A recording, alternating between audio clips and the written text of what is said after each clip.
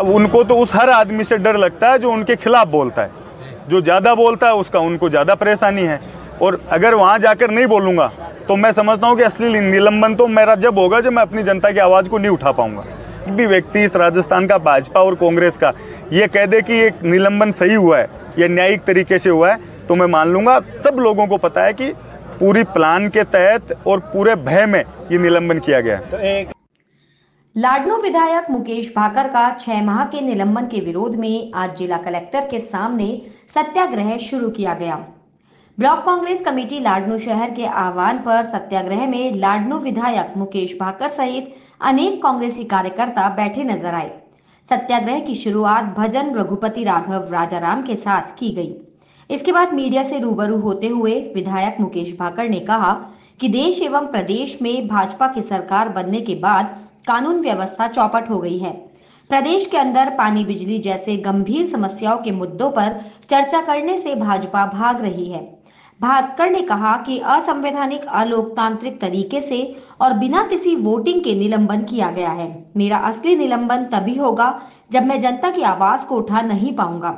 सुनिए मीडिया से क्या कुछ कहा लाडनू विधायक मुकेश भाकर ने। ये देश विधानसभाएं संसद हमेशा संविधान से चलती आई है, लेकिन जिस तरीके से भारतीय जनता पार्टी की सरकार इस देश में बनी और अभी प्रदेश में बनी, उसके बाद संविधान को तार तार करने का काम चाहे संसद हो चाहे विधानसभाएं हो, इनके द्वारा किया गया है। पहली बार ऐसा हुआ कि पानी बिजली जो सबसे महत्वपूर्ण मुद्दे थे उन पर चर्चा कराने से भाजपा भाग रही थी।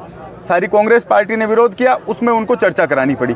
कानून व्यवस्था जो आज पूरी तरीके से फेल हो चुकी है पूरे राजस्थान में, उस पर चर्चा भारतीय जनता पार्टी ने नहीं करवाई। और सदन में जिस तरीके से स्पीकर साहब का रवैया था, क्योंकि इनके मंत्री जवाब दे नहीं पा रहे, सरकार पूर्णतया फेल हो चुकी है, तो उसका बचाव में उसके संरक्षक के तौर पर वो कुर्सी पर बैठे हुए हैं। और उनको लगता है कि जितनी मैं बात बोलूँ, जितना मैं कहूँ, उतना विरोध कांग्रेस के विधायक करना चाहिए। उसका विरोध हमने किया और जिस तरीके से असंवैधानिक लोकतांत्रिक तरीके से बिना वोटिंग के उन्होंने जो ये निलंबन किया है, उसके खिलाफ आज मैं लाडनू की जनता के बीच, कांग्रेस कार्यकर्ताओं के बीच आने का कार्यक्रम था। इनके द्वारा आज ये सत्याग्रह का आंदोलन यहाँ रखा गया है। इसमें इनके बीच शरीक हुआ हूँ और आगे कांग्रेस पार्टी की रणनीति बैठ के सीनियर नेताओं के बीच कैसे आगे जाना है, इसमें उसको लेकर अगले 1-2 दिनों में हम लोग बनाएंगे। जनता के बीच आकर इनको उजागर, सच्चाई इनकी उजागर करनी है कि हर आम आदमी तक इनकी बात पहुंचे, और उसको लेकर ये आज पहला प्रोग्राम है। और इसके बाद आगे, क्योंकि व्यक्तिगत फैसला मेरा नहीं है, कांग्रेस पार्टी क्या फैसला करेगी उसको लेकर आगे की रणनीति बनाई जाएगी। जनता जानती है ना, इसीलिए तो इस तरीके के उनको कदम उठाने पड़ रहे हैं। कहाँ उनके पास विकास है, कहाँ उनके पास वादे करने के लिए समय है। तो जिस तरह से दिल्ली से जो आ जाता है उनका, उस पर वो अपना काम कर रहे हैं। तो ये सारी चीज़ें उनको फेलियर को छिपाने के लिए ये इस तरह के कदम उनको उठाने पड़े। सर, बस भाकर और गोविंद डोटासरा से क्यों डर लगता है? अब उनको तो उस हर आदमी से डर लगता है जो उनके खिलाफ बोलता है। जो ज़्यादा बोलता है उसका उनको ज़्यादा परेशानी है। और अगर वहाँ जाकर नहीं बोलूँगा तो मैं समझता हूँ कि असली निलंबन तो मेरा जब होगा जब मैं अपनी जनता की आवाज़ को नहीं उठा पाऊँगा।